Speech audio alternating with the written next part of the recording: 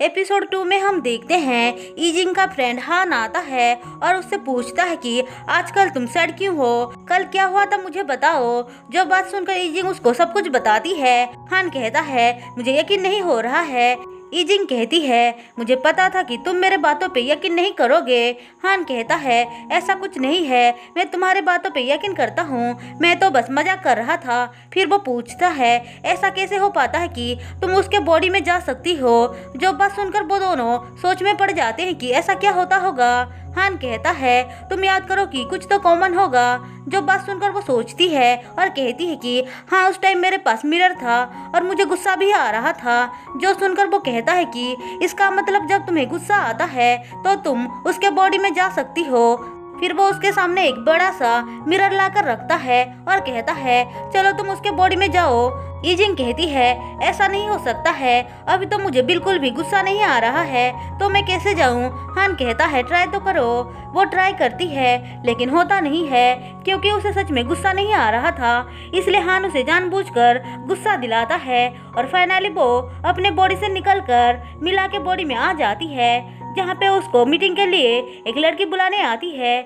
Easing सोचती है अब देखो मैं तुम्हारे साथ क्या करने वाली हूँ। ऐसा बोलकर वो बिल्कुल जोकर की तरह रेडी होकर मीटिंग रूम में आती है, जहाँ पे सारे उसे देखकर बहुत ही ज्यादा अजीब फील करते हैं। तभी उसको वेन का मैसेज आता है तो वो बाहर निकल आती है और चुपकर उसको देख रही होती है। हमें पता चलता है कि उसका कॉन्ट्रैक्ट कैंसिल कर दिया जाता है, जिससे कि ईजिंग बहुत खुश होती है। फिर वो मिरर के सामने जाकर अपने बॉडी में वापस आ जाती है, जो देखकर हन बहुत खुश होता है। वो दोनों ही बहुत ज्यादा खुश हो रहे होते हैं क्योंकि उसने मिला का सबके सामने मजाक जो बना दिया था।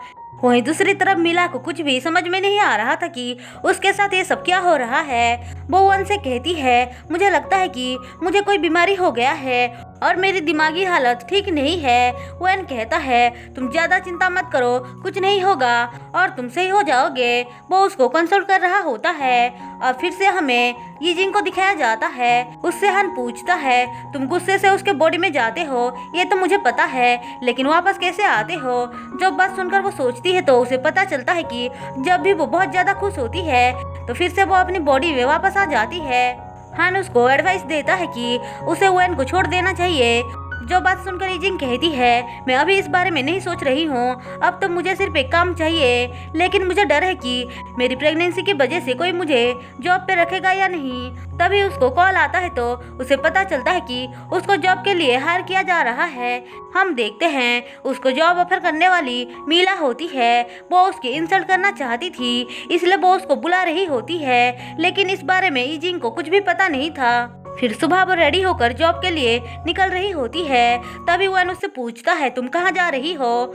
ईजिंग कहती है तुम हमेशा ये ताना मारते रहते हो ना कि तुम मुझे सपोर्ट कर रहे हो, इसलिए मैं खुद का ख्याल खुद रख सकती हूँ और मैं जॉब के लिए जा रही हूँ। ऐसा बोलकर वो एक रेस्टोरेंट में आती है तो उसे पता चलता है कि उसको जॉब देने वाली मीला है। मीला को लग रहा था कि वो उसकी बहुत इंसल्ट करेगी, लेकिन ईजिंग उसको चैलेंज करती है कि वो जॉब में अच्छे बनकर ही दिखाएगी। ऐसा बोलकर वो जॉब को एक्सेप्ट कर लेती है और सीधे ऑफिस आती है, जहाँ पे मिला उसको गुस्से में देख रही थी। वेन पूछता है अगर तुम उसको पसंद नहीं करती हो तो उसको जॉब पे क्यों रखा हुआ है। ऐसा बोलकर वो दोनों बात कर रहे थे। तभी वहाँ पे ईजिंग आती है तो वेन उससे अकेले में जाकर बात करता है। ईजिंग कहती है तुम्हें क्या लगता है कि तुम जो कंपनी में गड़बड़ी करोगे उसके बारे में किसी को पता नहीं चलेगा। तुमने क्या सोचा कि इंग्लिश में लिखोगे तो किसी को भी कुछ भी समझ में नहीं आएगा। इसी के साथ एपिसोड 2 खत्म होता है। दोस्तों अगर आपको मेरी एक्सप्लेनेशन पसंद आई हो तो चैनल को सब्सक्राइब और वीडियो को लाइक जरूर कर देना।